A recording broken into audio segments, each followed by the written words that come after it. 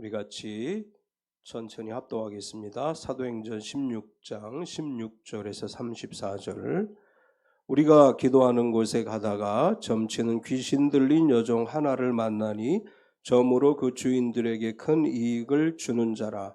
그가 바울과 우리를 따라와 소리질러 이르되 이 사람들은 지극히 높은 하나님의 종으로서 구원의 길을 너희에게 전하는 자라 하며 이같이 여러 날을 하는지라.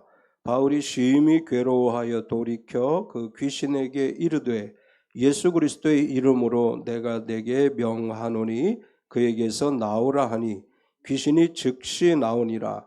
여종의 주인들은 자기 수하의 소망이 끊어진 것을 보고 바울과 실라를 붙잡아 장토로 관리들에게로 끌어갔다가 상관들 앞에 데리고 가서 말하되 이 사람들이 유대인인데 우리 성을 심히 요란하게 하여 로마 사람인 우리가 받지도 못하고 행하지도 못할 풍속을 전한다 하거늘 우리가 일제히 일어나 고발하니 상관들이 옷을 찢어 벗기고 매로 치라 하여 많이 친 후에 옥에 가두고 간수에게 명하여 든든히 지키라 하니 그가 이러한 명령을 받아 그들을 깊은 옥에 가두고 그 발을 착고에 든든히 채웠더니 한밤중에 바울과 실라가 기도하고 하나님을 찬송하며 죄수들이 듣더라. 이에 갑자기 큰 지진이 나서 옥토가 움직이고 문이 곧 다 열리며 모든 사람의 매인 것이 다 벗어진지라.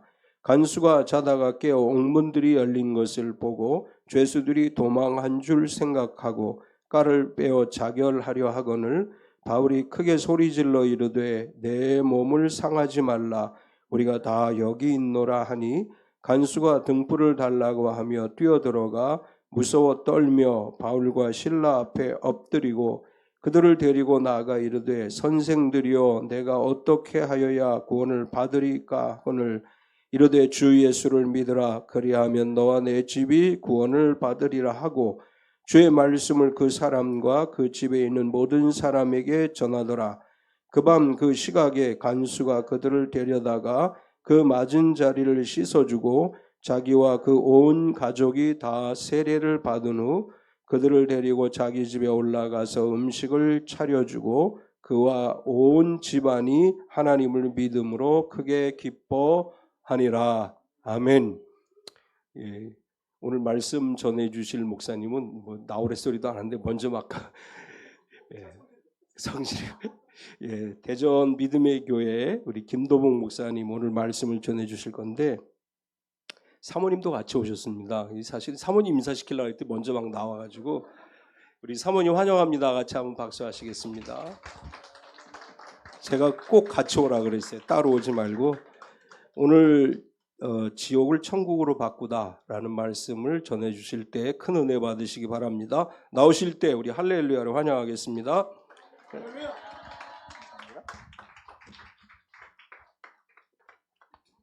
할렐루야.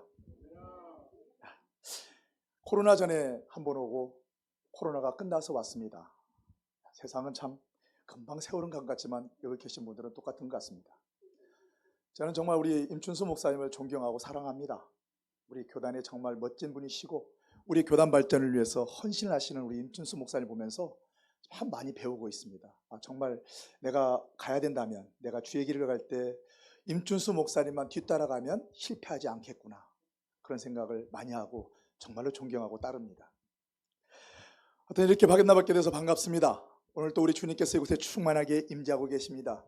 들어왔더니 얼마나 뜨거운지 성령이 임재하심이 다른 교회하고 좀 다른 것 같습니다. 성령님께서 우리 주님께서 우리 참백교회를 정말 사랑하시고 여러분을 사랑하고 계십니다. 아멘. 오늘 아까 기도하신 분이 임영 집사님이시던가요? 그죠? 그분의 기도 말씀처럼 우리는 세상과 우리 주님과 사이에서 한 발씩 거치고 살아가요. 안 그런 사람 아무도 없어요. 목사인 저도요. 때로 세상에 한 발을 내딛어요. 목사들이라고서 다 온전히 100% 주님을 믿고 바라보고 살아간다?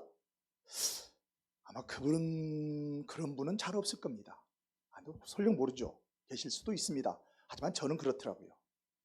왜냐하면 우리가 하나님을 믿으면 또 하나님 앞에 기도하면 무언가 우리 뜻대로 되고 기도 응답이 바로바로 되고 아팠을 때 기도하면 건강이 회복이 되고 또 막힌 삶이 좀 기도하면 확 열려지고 우리가 이런다면 세상을 의지하지 않죠. 전적으로 하나님만을 바라보고 달려갑니다. 그런데 우리가 살고 있는 이 세상은요, 우리는 어둠 가운데 주님이 비춰주시는 빛을 바라보고 가는 존재들이에요. 때문에 어둠이 더 강해요. 저 어둠은 우리가 빛을 내면서 가는 것을 절대 원하지 않아요. 어떻게든지 우리 안에 있는 그 불을 꺼버리고 싶어 해요. 그래서 우리를 더 힘들게 해요.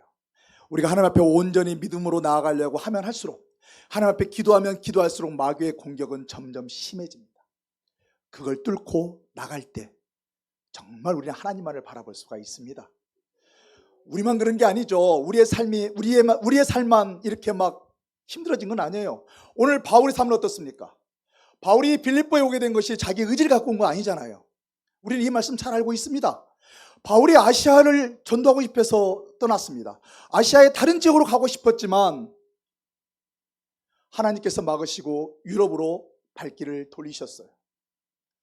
하나님께서 가라고 그랬습니다. 이 빌립보로 인도하신 것은 하나님이셨습니다. 그런데 오늘 빌립보에 와서 오늘 바울이 예수님을 증거할 때, 하나님의 복음을 증거할 때 어떻습니까? 형통했습니까? 아니잖아요. 오늘 복음을 증거하다가 이 복음을 증거하는 곳에 누가 나타나요? 귀신 들린 점치는 여종이 하나 나타납니다. 처음에는 이 바울이 볼 때 이 여종이 자기를 돕는 것처럼 느껴졌어요. 하나님의 복음을 전하는 자, 지극히 높으신 하나님의 제자들로서, 자녀들로서 하나님의 복음을 증거한다고 했을 때 사람들은 몰려들었어요. 근데 그것뿐이었어요. 마귀는 아까도 얘기했지만 절대적으로 우리가 복음이 증거되는 거 원치 않아요. 어떻게든지 복음이 증거된 것을 막고 싶었어요. 그 안에 있는 모든 사람들은 여종한테 시선을 집중한 것이 아니라, 죄송합니다. 바울한테 시선을 집중한 것이 아니라 점잘치기로 유명한 이 빌립보에 소문난 이 여종한테 시선이 집중됐습니다.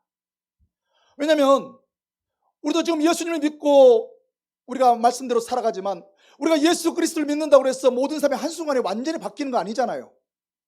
천국이 눈앞에 확 펼쳐지고 뭔가 좋은 일이 확 펼쳐지면 정말 좋겠는데 우리가 예수를 믿고 살면서도 여전히 우리의 삶은 암담할 때도 있단 말이죠. 천국을 얘기하는데, 바울이 와서 천국을 얘기하는데, 천국? 나중에 이 땅을 떠나면 오는 것이 천국이라고 한다면 아직 멀었잖아. 그렇다면 내가 이 땅에 살아갈 때 당장 도움을 받을 수 있는 누구한테 시선이 집중해요? 점잘치기로 유명한 여종한테 시선이 집중되는 거예요. 사람이 모여서 바울 앞에 가서 바울의 말을 듣는 것이 아니라 여종한테 와가지고 내가 이만저만에 이런 일을 해야 되는데 어떻게 잘 되겠어요? 우리 아들 장가 보내려고 하는데 언제쯤 날이 좋겠어요? 이런 얘기를 자꾸 물어보는 거예요. 그러니까 바울이 아무리 앞에서 하나님의 말씀을 증거하려고 해도 증거가 안 되는 거예요. 그래서 그 안에 있는 귀신을 쫓아버렸습니다. 귀신을 내쫓은 것까지는 좋았습니다. 하나님의 입장에서 본다면, 우리 믿는 사람의 입장에서 본다면 누군가에게 자유를 줬기 때문에 하나님이 기뻐하셔야 됩니다. 그렇잖아요. 그리고 내가 하나님의 능력을 행했기 때문에 내가 기뻐해야 되는데, 내 삶이 좀 열려져야 되는데 바울은 반대로 됐잖아요. 바울은 그 점치는 여종의 주인들한테 끌려서 누구한테 가요? 로마의 관리들한테 끌려갑니다. 끌려가가지고 죽도록 맞고 깊은 감옥에 갇혀버립니다. 우리는 착각할 때가 있어요. 하나님 말씀대로 살면 모든 것이 형통할 것이라는 그런 착각이 우리한테 있어요. 저도 그랬어요. 저는 예수를 이렇게 일찍 믿었던 사람이 아니기 때문에 저는 나이가 35이 넘어가면서 처음으로 교회를 다닌 사람이 저였어요. 제 딸이 먼저 교회를 갔고 제 아내가 교회를 갔고 그리고 가정의 평화를 위해서 끌려간 사람이 저였습니다. 조건이 이거였어요. 딱 주일 예배만 같이 드리라. 그래서 주일 예배만 따라다니는 사람이 저였어요. 그러니까 그런 말씀을 하잖아요. 성경대로 예수 믿으면 잘 된대. 아마 제 아내도 그랬을 겁니다. 예수 믿으면 뭔가 잘 될 것 같고 예수 믿으면 하나님이 도우시기 때문에 우리 가정의 문제가 다 사라질 것이고 우리 가정이 형통할 것이다. 평안할 것이다. 그런 믿음을 가지고 나갔습니다. 저도 또한 마찬가지고요. 근데요, 그렇지 않더라고요. 정말 그렇지 않은 것이 믿음 생활이에요. 저희 집에서 가장 신앙심이 좋은 사람은 제 딸이었어요. 딸이 초등학교 다닐 때인데 딸이 먼저 교회를 갔는데 딸은 성경 말씀 중에 가장 좋아하는 말씀이 창세기 1장 1절이었어요. 태초에 하나님이 천지를 창조하시니라. 저는 제 아내보다도 제 딸이 더 무서웠어요. 집에 늦게 들어가잖아요. 그럼 아내는 안 무서워요. 아내는 괜찮아요. 그래도 어떻게든지 어떻게 할 수 있는데 딸의 눈치는 많이 봤어요. 제 딸이 저를 위해서 기도했습니다. 제 딸은 믿음이 정말 좋았어요. 내 딸의 소망은 예수님을 빨리 만나고 싶은 게 소망이었어요. 예수 잘 믿은 제 딸이 정말 누구보다도 신실하게 하나님 말씀을 믿었던 제 딸이 어느 날 갑자기 병에 걸립니다. TV에서나 본 듯한 그런 병. 옛날에 사랑의 리퀘스트라는 프로 아시나요?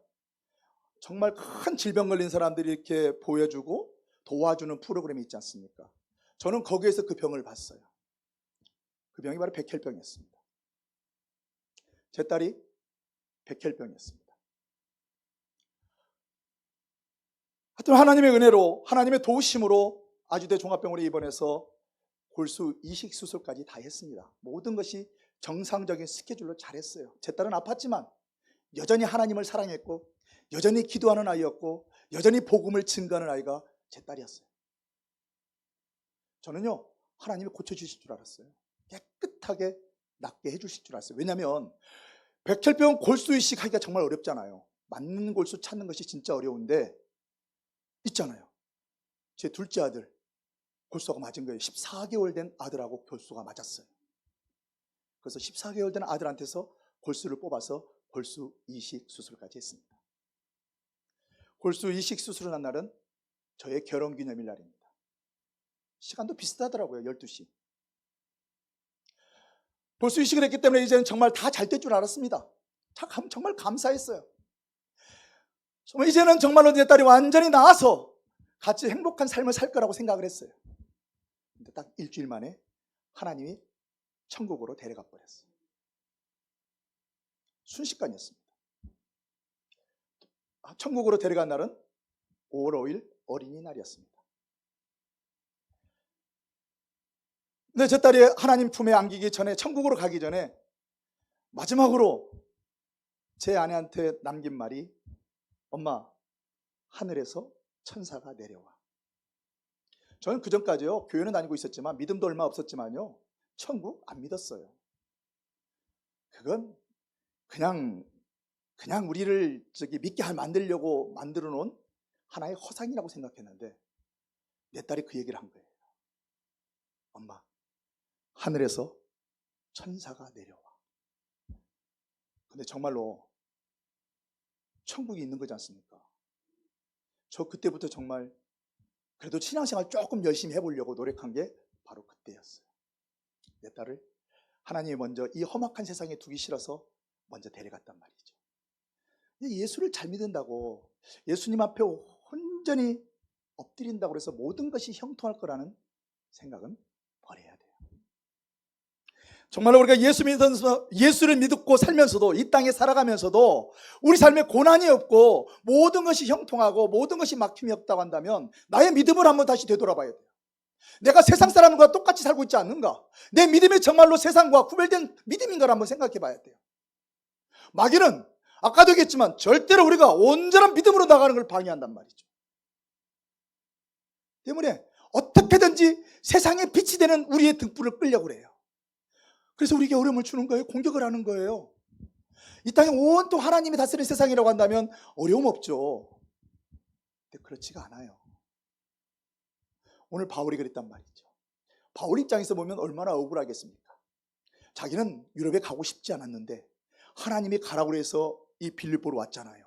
왔는데 뭘 맞아요? 매만 죽도록 맞은 거예요. 맞다가 지쳐서 죽을 뻔하니까 이제 갔다 감옥에 갇힌 거예요. 감옥에 가다 놓고도 그냥 놔둔 것이 아니라 꽁꽁 쪼매놓고 발은 착고에 채웠다고 그랬어요. 발을 쭉 벌려가지고 최대한 벌려가지고 이 나무에다가 묶어놓는 거예요. 오므르지도 못하는 거죠. 우리가 이런 상황이 되면 어떻습니까? 원망이 앞서야 되는 거 아닙니까? 저도 제 딸이 죽었을 때 처음에 원망했어요. 내 딸이 천국에 먼저 갔을 때, 야, 정말 하나님이 살아계신가? 그런 원망 아닌 원망도 있었어요. 근데 지나놓고 생각해 보니까 하나님이 계셨기에 저와 제 아내와 남은 두 아들이 그래도 이 슬픔을 잘 이겨낼 수 있었고 오늘까지 살 수 있었더라고요. 만약 주님이 안 계시더라고 한다면 정말 힘들었을 것 같아요. 주님은 계시더라고요. 근데 그 주님을 우리가 찾질 않는 거예요. 우리는 똑같은 상황이 되면 어떻게 되냐면 원망이 먼저 나와요. 원망도 그런 원망이 아니라 아주 큰 불평이 나오는 거예요. 내가 이러려고 예수님 믿었어? 나 예수 안 믿을 거야. 당신이 어디 있어? 세상 속에서 온갖 폭언이나 폭언 다 하고 떠나버린 사람들이 우리예요. 제가 그런 기도를 한번 해봤어요. 제가 대전에서 근무하다가 강릉으로 전속을 하게 됐습니다. 제가 공군이었잖아요. 군인이었기 때문에 이게 뭐 명령이 났으니까 대전의 공군본부에 근무하다가 제18 전투비행단 인사참모로 가라고 이렇게 명령이 났습니다. 근데 가기 전에 사실은 저는 이렇게 우리 분야에서 진급에 대해서 약속을 받고 갔습니다.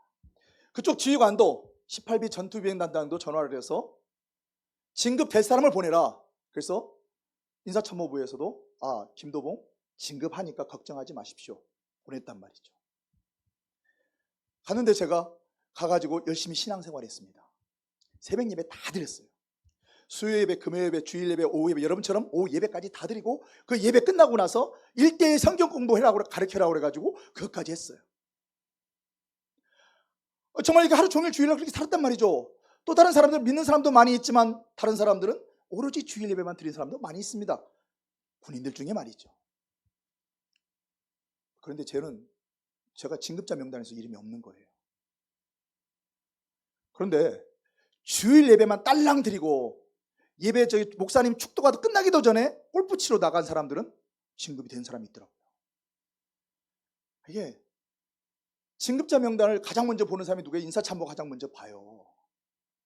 근데 제가 명단을 보고 제 이름이 없는 거 보니까 얼마나 허탈하겠습니까? 이걸 지휘관한테 가서 보고를 하고 내 방에 들어와서 이게 말이 안 나오는 거예요. 내일 당장 예배를 드리러 가야 되는데 교회 가서 성도들 얼굴을 볼 낯이 없는 거예요. 왜요? 내가 새벽 예배 한 번도 안 빠졌다고 그랬잖아요. 모든 예배는 다 참석했어요. 교회 행사는 다 참석했어요. 교회를 위해서라고 한다면 인사참모가 행사할 수 있는 모든 권한을 동원해서 다 도왔어요. 그렇게 신앙생활을 했는데 진급이 안 됐다? 뭐 내가 진급이 안 된 건 둘째 치고 나서 내가 너무 민망스러운 거예요. 나를 보고 다른 성도들이 실망할까 봐 두려운 거예요. 낙심할까 봐. 그 앉아가지고 인사참모실이 따로 있는데 처장실이 이렇게 목사님 방처럼 따로 있는데 밑에 부하들한테 우리 인사처원들한테 알아서 퇴근들 하라고 하고 내 방에 들어오지 말라고 하고 문을 잠그고 들어갔습니다. 문을 잠그고 들어가서 뭐 있겠어요? 이제 하나님하고 싸웠어요. 어떻게 해요? 삿대질하면서. 하나님, 정말 당신 살아계십니까? 살아계신다면 나한테 어떻게 이렇게 할 수 있습니까? 내가 어떻게 했습니까? 내가 나의 공의를 막 얘기했잖아요. 나 새벽 예배도 안 빠졌어요. 수요 예배, 금요 예배 열심히 나갔어요. 주일 예배 보십시오. 남들은 주일 예배, 오후 예배 잘 안 드리는 것 저는 주일 예배, 오후 예배 참석하고요. 목사님의 저기 1대1 성경 공부를 하고 그것까지 다 했지 않습니까? 그런데 나한테 어떻게 이렇게 할 수 있습니까? 정말 내 안에서 분노가 치밀어 오르는데 정말 울면서 막 소리치며 울면서 그렇게 기도를 했어요. 뭐 기도라기 어떻게 보면 기도일 수도 있고요. 어떻게 보면 하나님하고 지금 싸우는 거예요. 내 감정 있는 대로 다 드러내놓고. 근데 그때 하나님이 찾아오시더라고요. 제가 처음으로 하나님 음성을 들었어요.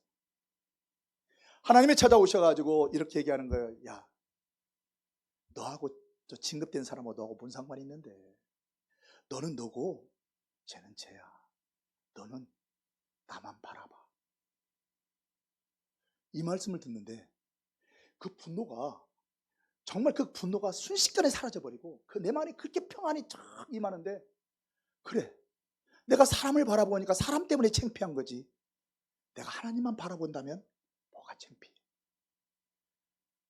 진급 떨어져가지고 집에는 못 들어가겠는 거예요. 아내가 기다리고 있는데 근데 그 하나님 음성을 들으니까 들어갈 용기도 생기더라고요. 하나님을 떠나서 세상 속에 가서 하나님과 아닌 세상 사람들한테 원망하고 푸념하면은 하나님은 우리 기도를 우리를 받아주지 않지만, 내가 원통하고 불해도 내 마음이 억울해도 하나님 앞에 나와서 소리 지르고 하나님 앞에 푸념하면 우리 하나님이 들으신다는 거예요. 오늘 바울이 그랬어요. 얼마나 원통했겠습니까? 하나님 말씀대로 살았는데 돌아온 것은 몽둥이 찜질이에요. 감옥이에요. 저 깊은 감옥에 들어갔어요. 근데 그 바울이 오늘 어떻게 했냐면요, 그 와중에 기도하고 찬양했다 그랬어요. 왜 안 아팠겠습니까? 몽둥이로 맞으면요 살이 쭉쭉 찢어져요. 저는 그렇게 맞아봐서 알아요. 제가 럭비를 했기 때문에 럭비부에서 생도 때 럭비를 했는데, 럭비부에 그 당시에는 구타가 있었어요. 야구방망이로 한 20대 맞았죠? 엉덩이 피납니다. 그럼 반드시 누워나지도 못해요. 그러면 엉덩이에 달 때마다 뭐가 나와요? 아이고 소리가 저절로 나와요. 아이고, 그러면서 그와 동시에 뭐가 나와요? 욕이 저절로 나와요. 나쁜 놈, 이 새끼, 어떻게 나한테, 너 내가 두고 안 파, 내가 할 수만 있다면 너 확 진짜 죽이고 싶다, 막 이런 마음들이 저절로 튀어나오는 것이에요. 이게 내가 너무 고통스러우니까. 바울은 안 그랬겠어요? 바울이 뭐 큰 잘못했나요? 아무 잘못 없어요. 잘못이 무슨 잘못이에요? 하나님 말씀 앞에 순종한 것, 복음을 증거한 것, 귀신한테 매여있는 사람 자유를 준 것, 이것뿐이 없단 말이죠. 그런 바울이 거기서 기도하고 있는 거예요. 기도하다가 찬양이 빵 터져버렸어요. 아까 우리 목사님께서 저한테 이게 카톡으로 보내주셔가지고 오면서 찬양을 들었습니다. 여러분 어떻습니까? 찬양할 때 마음이 어떻습니까? 기쁘지 않나요? 오늘 이 바울과 같이 있는 사람이 누굽니까? 신라죠. 바울과 신라는 온몸이 고통스러운 가운데서 기도했습니다. 기도하다가 성령이 강하게 임하면서 그 기도가 찬양으로 바뀌었어요. 찬양으로 바꾸냐, 그 찬양이 얼마나 감미롭고 은혜롭던지 모든 죄수들이 듣고 있는 거예요. 이 죄수들이 그동안에 나왔던 소리가 무슨 소리예요? 바울이 찬양하기 전에 나왔던 소리는요, 아이고 죽일 놈 내가 원수를 갚으리라. 온통 고통 소리, 원망의 소리, 북북 이가는 소리가 가득했던 그 감옥에 오늘 바울과 실라가 찬양을 하는데 그 찬양이 가득 찬 거예요. 모든 시름 소리가 멈췄어요. 원망의 소리가 멈춰버렸어요. 원수 갚겠다고 이를 부득부득하는 그 소리도 멈춰버렸어요. 찬양이 울려나오기 전에 그곳은 지옥이었어요. 바울도 신라도 지옥에 있는지도 몰라요. 모든 사람이 지옥에 있었습니다. 근데 그때 찬양이 울려버릴 때 그곳에 지옥이 아니라 그곳에 천국이 펼쳐진 거예요. 찬양의 능력이 있습니다. 성령이 임하십니다. 우리 하나님께서 우리 사람을 창조하신 목적은요, 찬양받기 위함이라고 말씀하셨어요. 찬양은요 신나게 해야 돼요. 슬픈 찬양을 부르다가도 기쁜 찬양으로 넘어가면 온몸으로 춤을 춰야 되는 거죠. 우리나라 민족을 흥의 민족이라고 하잖아요. 안 그런가요? 한의 민족이라고 하지만 또한 흥의 민족이라고 하죠. 영국에서 어떤 기자가 이렇게 설문조사를 했습니다. 한국 다음이 무엇이냐? 설문조사했더니 많은 사람들은 뭐 K문화, 음식, 뭐 K-팝 이런 얘기를 했는데 기자는 이거는 한국 다음이 아니고 한국스러움이다. 한국다움은 한 글자로 표현된다. 그게 뭐냐면 한, 흥, 멋, 얼 이런 것들로 표현된다. 근데 이거는 영어로 표현하기 힘들다. 근데 특히 그래서 그 사람은요 흥에 대해서 분석을 해놨습니다. 여러분 흥이 있잖아요. 여러분 노래방 가면 뽕을 뽑고 나오잖아요. 한국 사람들 노래방 가면요 노래 한 곡 더 하고 시간이 1시간 돼도 끝나는 것이 아니라 그 주인이 서비스 준 거 30분 그것도 부르고 모자라면 서비스 더 달라고 와서 노래하는 사람이 한국 사람들이에요. 한국 사람들은 뽕을 뽑아요. 그 노래하는 것만 아니라 뭐든지 뽕을 뽑아요. 하여튼 뭐 자기가 영혼이 만족될 때까지, 마음에 충만할 때까지 무언가를 계속해요. 그게 끝날 때까지. 이게 흥이에요. 흥은 그냥 단순하게 즐거움이 아니라 그분의 그 기자의 분석은 이렇더라고요. 한국 사람의 흥은 그냥 우리가 느끼는 막연한 즐거움, 기쁨이 아니라 하늘 넘어서서 하늘 품고 그 하늘 극복까지 나오는 것이 한국 사람의 흥이다. 그 한국 사람이 그래서 흥이 나면 흥을 타기 시작합니다. 그 흥이 타면 뭐라 그래요? 그 다음에 신명나요. 그래서 우리 노래방을 놀 때 신명나잖아요. 앞에 누가 뭐 즐거운 노래 부르면 막 나와가지고 막 춤춰 놀잖아요. 전국 노래장 같은 데 보세요. 누가 가수가 나와서 좀 흥겨운 노래 부르면 춤춰 논단 말이죠. 막 흥에 겨워가지고 이게 신명나는 거예요. 그러면 신명나니까 어떻게 돼요? 몸이 자동적으로 움직여져요. 이게 멋이에요. 여러분 찬양할 때 가만히 있어서 찬양하는 게 좋은 거 아니에요. 흥이 나야 돼요. 찬양할 때 흥이 나서 나도 모르게 몸이 움직여지는 거예요. 몸이 움직여지고 정말로 이게 신명나야 되는 거예요. 내 찬양이 사람한테 찬양하는 것이 아니라 정말 하나님이 듣고 있다. 내 앞에 하나님이 지금 내 찬양을 기뻐하시는 생각으로 신명나게 찬양을 하면 하나가 되는 거예요. 이게 성령 충만이에요. 성령이 충만하게 임한 거예요. 우리 신앙생활이 이렇게 흥이 나는 신앙생활이 돼야 되는 거예요. 흥이 날 때 지옥이 천국으로 변하는 겁니다. 우리 신앙생활을 우리가 오늘 또 예배를 드리고 있지만 특히 오늘처럼 이렇게 주일 오후 예배까지 드리고 있는 여러분 같은 경우는 하나님 앞에 좀 더 나은 신실함 있는 분들 아닙니까? 뭔가 할 일이 있음에도 불구하고 그럼에도 불구하고 이 거룩한 주일을 하나님과 좀 더 함께하고 싶어서 남으신 분들 아니에요. 그렇다면 더 흥이 나야 돼요. 바울과 오늘 신라는요, 하나님 내 형편을 보십시오. 내가 얼마나 초라해졌습니까? 내 발에 차여 있는 이 착고가 무슨 뜻입니까? 무슨 말입니까? 이것 좀 풀어주세요. 이런 기도 안 했단 말이에요. 어쩌면 바울과 신라는요, 그럼에도 불구하고 하나님 앞에 성령이 임해달라고 기도했는 것 같습니다. 하나님, 내가 그럼에도 불구하고 내가 지금 고통스럽지만 이곳에 임하사 이 고통이 기쁨으로 변하게 해달라고 기도한 것 같아요. 그랬더니 성령이 팍 임하니까 막 기도하다가 그 기도가 찬양이 된 거예요. 기도와 찬양은요 다른 게 아니에요. 우리는 기도합시다, 찬양합시다 하고 구분해서 짓지만 기도가 찬양이고 찬양이 기도인 거예요. 이 찬양가의 가사를 가만히 보십시오. 이게 우리의 심령을 움직이는 그런 말 아닙니까? 기도 제목 아닙니까? 우리 CCM 가사도 보면 우리 기도 제목이에요. 이게 다른 게 아니란 말이죠. 그냥 기도하다가 내가 신명이 나면 찬양이 되는 거예요. 내가 신명이 나서 찬양하다 보면 또 기도하게 되는 거고요. 기도와 찬양이 하나가 돼서 하나님과 내가 하나가 되고 내 주변 사람과 내가 하나가 되고 이 세상 모두가 다 하나가 되면 그때 우리 삶의 결박이 팍 풀어지는 거죠. 오늘 바울과 신라를 묶고 있는 모든 착고고 모든 밧줄이고 감옥문이 다 풀어져 버렸습니다. 바울과 신라는 절대 그 기도하지 않았어요. 저 감옥문을 열어달라고 절대 기도하지 않았어요. 내 발에 차여진 이 착고를 풀어달라고 기도하지 않았어요. 하나님이 하셨어요.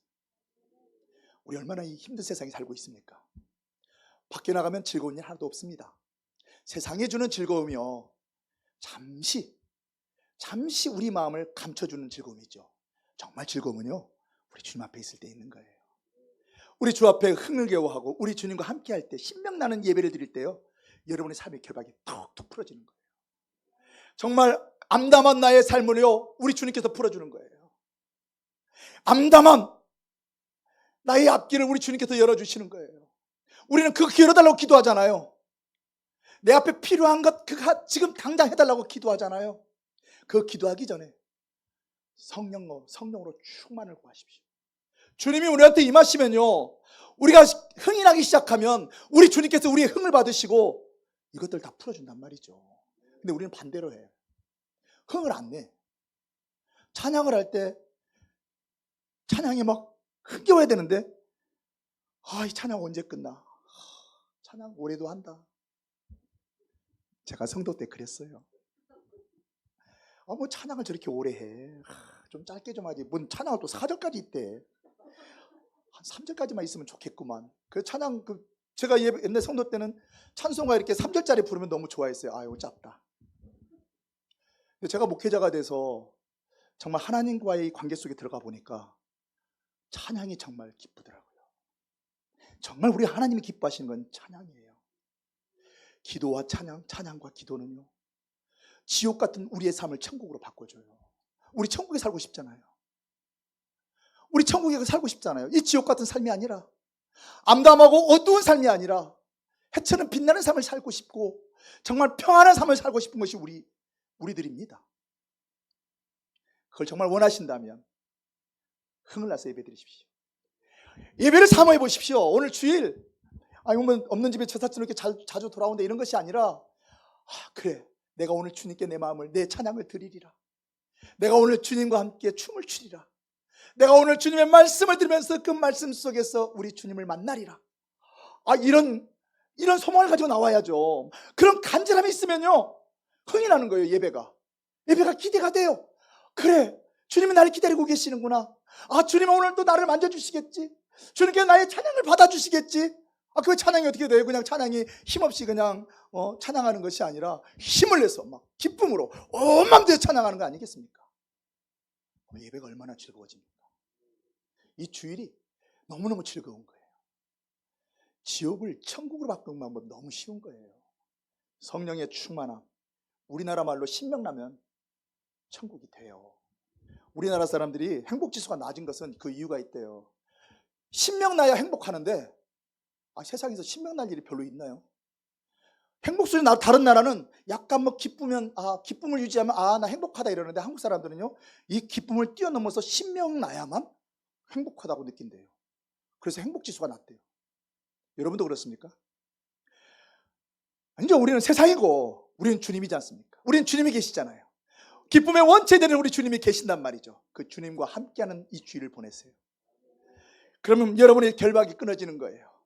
주님, 내가 주님을 믿습니다. 주 예수 그리스도를 믿사오니 주여, 주님께서 우리 가정을 다스려 주시옵시고 저를 인도하소서.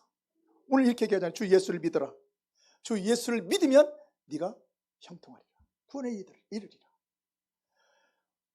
오늘 바울과 실라의 그 결박이 끊어진 것이 기도 때문에 그런 거 아니잖아요. 그걸 구해서 그런 건 아니잖아요. 오직 하나님 앞에 온전한 찬양이었습니다. 지옥을 천국으로 바꾸는 것도 쉬운데 천국을 지옥으로 바꾸는 것도 아주 쉬워요. 여러분, 불평하고 원망만 해보세요. 그냥 모든 것에 한번 불평 한번 해보십시오. 집에 가서 아내를 바라보면서 너는 왜 이렇게 생겼니? 내가 좀 이쁜 여자랑 결혼했으면. 자식을 바라보면서 너는 누구 닮아서 그 모양이니? 너 같은 자식 없었으면 좋겠다. 이런 말들 몇 마디만 해보세요. 그 집안이 금방 지옥됩니다. 반대로 그 집에 가셔가지고 아내를 바라면서 당신 너무 예뻐, 너무 사랑스러워. 하나님, 나에게 이렇게 예쁜 아내를 주셔서 감사합니다. 자녀를 보면서 이렇게 고백해 보십시오. 아들아, 난 네가 있어서 행복하단다. 네가 어떻게 나한테 와줬니? 나 같은 부족한 부모에게 와줘서 이 아빠는 얼마나 기쁜지 모르겠단다. 이런 고백을 하면 정말 우리 가정이 정말로 어렵고 힘든 상황이라도 그 순간만큼은 그곳이 천국이 되는 거예요. 다른 거 없어요. 많은 걸 구하려고 하지 마세요. 성령의 충만함을 구하십시오. 예배가 살아있는 예배가 되려면요, 성령의 충만함이에요. 병든 사람도 있습니다. 때로 우리 마음에 어둠이 가득 밀려올 때도 있고 육신의 질병이 찾아올 때도 있습니다. 그때 우리는 낭망하고 절망합니다. 아니요, 그때가 바로 기도하고 찬양할 때입니다. 주님, 나에게 이런 질병을 주셔서 주님을 더 의지하게 하시면 감사합니다. 이 기도하다 보면 찬양이 나온다니까요. 찬양이 나와서 이 찬양을 타고 이 찬양 속에서 깊이 들어가서 성령의 충만한 가운데 찬양하면 내가 이미 천국으로 들어가고 우리 주님께서 나를 고쳐주시는 거예요. 제가 하나님께 저를 불러주셔가지고 제가 하는 사역 중에 이 신유 사역도 있습니다. 축기 사역과 신유 사역이 있는데, 똑같이 병든 사람도 어떤 사람은 기도하면 낫고 어떤 사람은 안 나은 사람이 있어요. 누가 나아요? 받아들이는 사람. 그럼에도 불구하고 질병이 걸렸음에도 불구하고 주님이 무슨 뜻이 있겠죠. 받아들이고 기도하고 안수를 받는 사람은 나아요. 근데 반면에 낙심하고 절망하는 사람, 글쎄, 내가 얼마나 교회를 열심히 섬겼고 내가 얼마나 주님 앞에 헌신했는데 나한테 왜 이런 질병이 찾아왔는지 모르겠어요. 참 원망이 돼요. 이게 주님 나 고쳐줄지 모르겠지만 이런 마음 품으면 절대 안 고쳐져요. 왜? 주님에 대한 신뢰가 없잖아요. 기쁨이 없잖아요. 이 또한 주님께서 하신 일 아닙니까? 내가 주님의 자녀라고 우리는 이미 선포했습니다. 주님께서 나의 구원자가 되시고 나의 주님 되신다고 우리는 이미 고백했습니다. 그렇다면 내 육신의 병이 들어도 이것은 주님의 뜻입니다. 내 인생의 앞길이 막아져도 이것은 주님의 뜻입니다. 내가 캄캄한 어둠 속에 들어가도 이것은 주님의 뜻입니다. 그럼 열어주신 건 누가 열어주셔요? 주님이 열어주신 거 아닙니까? 근데 주님께 맡기고 그저 우리는 기쁨으로 나아가면 되는 거예요. 그럼 주님이 일하시기 시작합니다. 저는 이 참빛교회가 그런 교회가 되길 원해요. 그렇지 않아도 성령의 뜨거움을 제가 맛봤어요. 들어와서 저 안에서 기도하는데 성령님이 얼마나 이곳에 사랑하시는지 뜨겁게 저한테 임하시더라고요. 이곳에 충만하게 임하 계십니다. 근데 정말로 더 이 교회가 더 뜨거워서 이 잠실 지역을 완전히 불태워버렸으면 좋겠어요. 그러기 위해서는 여러분이 더 살아나야 돼요. 여러분이 더 성령의 충만함으로, 아까 얘기했지만 우리 주님 때문에 신명나는 예배 생활을 해야 돼요. 신명나는 찬양을 해야 돼요. 그러면 이 근처가 다 참빛교회로 몰려올 것입니다. 저희 교회는 조그마한 교회예요. 여기 교회처럼 지하에 있습니다. 저희 교회 주변에 교회가 5개가 있습니다. 반경 한 20m 내야 되나요?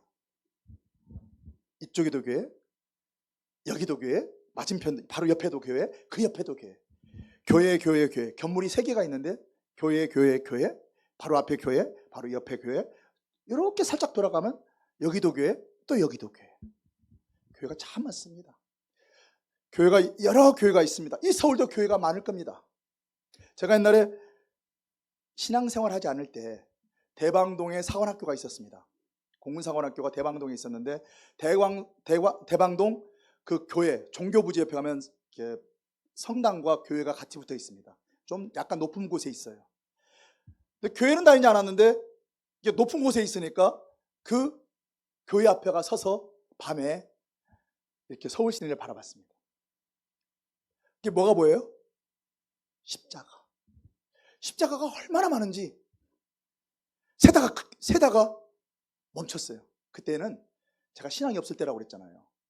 내가 무슨 생각을 했냐면, 내가 믿는 우리 동기생한테 뭐라고 했냐면, 야, 니네들 맨날 사랑 얘기하던데 서울에 보니까 교회 어마무시하게 많더구만. 야, 그거 다 팔아갖고 그 돈 가지고 좀 없는 사람 도와주고, 그러면 교회들은 서울 잠실 운동장이든지 운동장 빌려고 한꺼번에 예배 드리면 되잖아. 그럼 되지. 왜 그렇게 많은 교회들을 세워놨니? 그렇게 내가 질문한 적이 있습니다. 내 동기생이 대답을 못 하더라고요. 여러분 그런 생각 안 해보셨죠? 근데 저는요, 그런 생각이 있다 보니까 그런 의구점이 참 많이 가졌는데 주님께서 그게 은혜라고 말씀하시더라고요. 그게 은혜다. 나의 사랑이다. 생각해 보세요. 교회가 만일 저기 서울에 잠실 운동장이 그 하나 있고 없다고 생각해 보세요. 그럼 교회 예배 드리려면 멀리 가야 되잖아요. 말씀을 들으려면 저 끝에 있는 사람은 거기까지 와야 되고 또 멀어진단 말이죠. 또 군데군데 이렇게 말씀을 드려야 되는데 귀찮으니까 안 가요.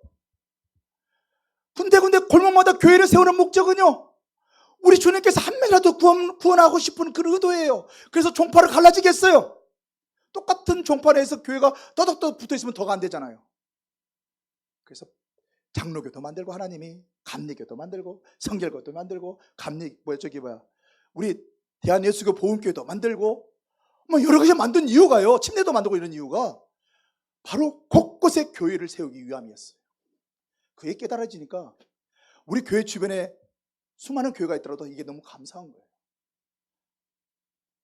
처음에 몰랐어요. 저도 교회 세울 때 그곳에 교회가 그렇게 많은지 몰랐어요. 그냥 하나님이 네 교회가 여기야 그래서 와서 봤더니 개척하려고 와서 이제 다 준비해놓고 예배 드리려고 보니까 다 십자가만 보이더라고요. 근데 저는 교회가 있어서 기뻐요. 왜냐하면 그 골목만큼은 주일날 하나님의 찬양소리가 넘쳐나는 골목이 되잖아요. 그 골목에 술 먹으러 사람들이 왔다 갔다 하는 것이 아니라, 놀러 왔다 갔다 하는 것이 아니라 그 골목에 들어온 사람은 하나님께 예배 드리는 사람이잖아요. 함께 가는 그 기쁨이 있더라고요. 그래서 저는 이렇게 목사님들 보면서 주일 아침에 이렇게 나오잖아요. 나와서 이렇게 주차장 쪽에 나가면 그분들 다 와요. 서로 이렇게 양복 입고 딱 저분이 목사님이구나 이렇게 인사를 하는 거예요. 그러면서 오늘도 은혜 받으십시오. 오늘도 은혜 받으십시오. 이렇게 인사를 드리는 게 인사를 하고 또 우리 주님이 우리를 향한 사랑이 참 크다는 것을 다시 한번 느낍니다. 주님은 우리를 정말 사랑하세요. 여러분 하나하나를 특별히 사랑하시고 지명하여 부르셨단 말이죠. 왜요? 구원하기 위해서. 그리고 이 땅에서 행복하게 살아가라고. 이 땅이 어둠 가운데 쌓여가지고 날마다 우울함으로, 침울함으로, 또 절망 가운데 살아가는 것이 아니라, 믿는 자녀들이 어렵게 막 힘들게 마지못해 살아가는 것이 아니라 정말 주님과 하나 되어서 기쁨으로 살아가기를 원하기 때문에, 신명나는 삶을 살기를 원하기 때문에 찬양을 주시고요, 기도를 주시고요, 성령을 우리에게 부어주신 거예요. 때문에 우리는 신명나는 삶을 살아가야 돼요. 세상 사람들은 신명나는 일 없다 할지라도 우리는 예수 그리스도 그분이 계시기에 우리는 신명나야 돼요. 신명나는 삶을 살다 보면요, 어느샌가 우리가 그렇게 원하는 삶이 그 목적지에 가 있는 거예요. 지금 당장 기도가 응답되지 않는다 할지라도 우리는 그곳에 가 있다니까요. 제가 정말로 어려울 때가 있었어요. 너무너무 힘들어서. 참 제가 제 입으로 제 상황을 말씀드릴 상황이 아니지만은, 그건 말씀 못 드리지만 정말 너무 힘들어가지고 어떻게 하면 내가 이것을 극복할 수 있을까 하다가, 그때는 신앙이 이만큼 자랐을 때, 그래, 지성이면 감천이라고 내가 새벽 예배를 드려야 되겠다. 그 100일 작정을 했어요. 100일 동안 하루도 안 빠지고 새벽 4시에 일어나서 교회 가서, 예배가 5시 시작되는데 1시간 동안 기도하고 예배 드리고 다시 기도하고 7시에 집에 왔어요. 한 달 동안, 아니 한 달이야, 100일 동안 그렇게 살았어요. 만일 내가 출장을 가면 출장 가서 그곳에 가서 교회를 가서 그렇게 했어요. 내가 100일을 채우면 뭔지 모르겠는데 하나님이 응답해 주실 것 같아. 그래서 가서 열심히 기도했습니다. 소망이 생기는 거예요. 그래, 내가 100일만 채우면 이 문제가 해결될 거야. 이 문제가 해결될 거야. 100일이 드디어 됐습니다. 해결됐을까요? 안 됐어요. 내가 좀 부족한가? 한 며칠 더 채워야 되나? 그래서 또 한 열흘 더 채워봤어요. 그래도 안 되는 거예요. 여전히 상황은 똑같아요. 근데 똑같을까요? 죽을 것만 같던 그 순간 100일을 살아냈잖아요. 주님께서 응답해 주시라는 그 소망을 붙들고 100일을 살아냈잖아요. 100일을 지나서 110일 정도 지나서 뒤돌아보니까 정말 하루도 살기 힘든 그 상황을요, 내가 견뎌냈더라고요. 내가 주님을 의지함으로 말미암아, 주님을 붙들므로 말미암아 정말 암흑 속에서 정말 한 줄기 작은 빛을 바라보고 내가 걸어갔던 거예요. 내가 어떻게 살았을까? 돌아보면 우리 주님의 보호하심이고 주님의 도우심이에요. 여러분의 힘든 삶 속에 여러분이 어떻게 여러분 각자가 가지고 있는 다 고민도 있고 또 어려움도 있을 겁니다. 하지만 오늘 하루하루를 주님을 붙들고 살아가세요. 하루하루를 주님과 함께 신명나는 삶을 사세요. 상황이 변하진 어쨌든 간에 주님을 붙들고 살다 보면요, 하루하루 살아내게 돼 있어요. 그래서 어느 날 시점에 돌아가면 그 문제가 해결되어 있는 거예요. 언제 그게 어떻게 해결됐는지 몰라요. 하지만 지나보면 그 문제가 해결되어 있어요. 제가 그렇더라고요. 그렇게 100일이 가고 110일이 가고 그게 안 된 것이 1년이 가고 2년이 가고 어느 날 돌아보니까 그 모든 문제가 해결이 되고 내 암담했던 내 삶이 열리더라고요. 주님은 저를 이 주의 종으로 불러들이기 위해서 그렇게 하신 것 같아요. 그 암담함 속에 끝털이 가니까 하나님이 나를 부르셨대요. 난 군대 생활이 더 좋은데, 난 저 세상 속에서 군에서 내가 정말 이렇게 사는 게 더 좋은데 하나님이 저를 주의 종으로 부르셨다고 하더라고요. 근데 저는 그게 기뻤어요.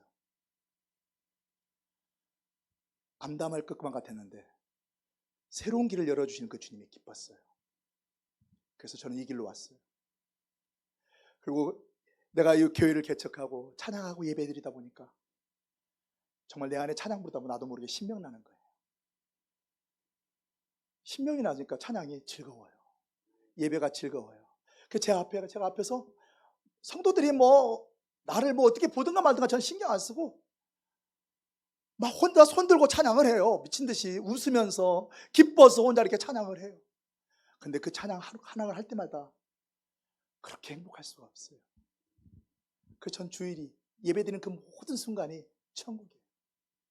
그 순간만큼은 정말 무엇과도 바꾸기 싫어요. 옛날에는 그런 생각도 했어요. 아이고, 이 예배가 너무너무 지겹다는 생각을 참 많이 했어요. 그런데 그렇지 않더라고요. 저는 여러분이 그런 삶을 살기를 소망해요. 하루하루가 행복한 삶, 하루하루가 기쁨이 넘치는 삶, 지금 뭐 당장 하늘에서 돈이 툭 떨어지지도 않는다 할지라도, 지금 당장 내 질병이 나음을 입지 않는다 할지라도, 오늘 하루 우리 주님과 함께 흥이 나는 삶, 그런 삶을 살아가시기를 바랍니다. 이 참빛교회가 정말 흥이 넘치는 그런 교회가 되기를 소망합니다. 우리 훌륭하신 목사님 아니십니까? 우리 사모님도 얼마나 좋으신 분이신지 만날 때마다 정말 은혜를 많이 받습니다. 목사님과 사모님과 같이 함께하는 여러분이 복 있는 분들입니다. 저 뒤에서 우리 사모님이 빨리 말씀 끝내래요. 내가 너무 많이 붙잡고 있는 것 같지만 그래요. 다시 한번 우리는 이 지옥 같은 삶을 천국으로 바꾸어 삽시다. 천국은요, 바로 여러분과 가까이 있어요. 여러분의 가정에 돌아가서 오늘 한번 찬양해 보십시오. 자녀들을 칭찬해 보십시오. 부모님이 계신다면 부모님께 감사해 보십시오. 남편이 집에서 기다리고 있다면 남편한테 가서 감사하고 칭찬하십시오. 아내가 있다면 그 아내한테 감사하고 칭찬하십시오. 그럼 여러분 가정이 오늘 바로 천국이 됩니다. 그런 천국의 삶을 다 누리시는 저와 여러분 됐으면 좋겠습니다. 이 참빛교회가 정말 흥인하고 신명나는 교회가 되어서 이 주변의 모든 사람들이 저 교회 가면 신명난다고 소문나는 그런 교회가 되기를 주님의 이름으로 축복합니다. 우리 같이 기도합시다. 아까 기도 많이 하셨을 텐데 그래도 우리 다시 한번 기도합시다. 주님, 우리가 주님을 찬양합니다. 우리가 주님만을 사랑합니다. 주님, 우리가 날마다 흥이 나게 하여 주옵소서.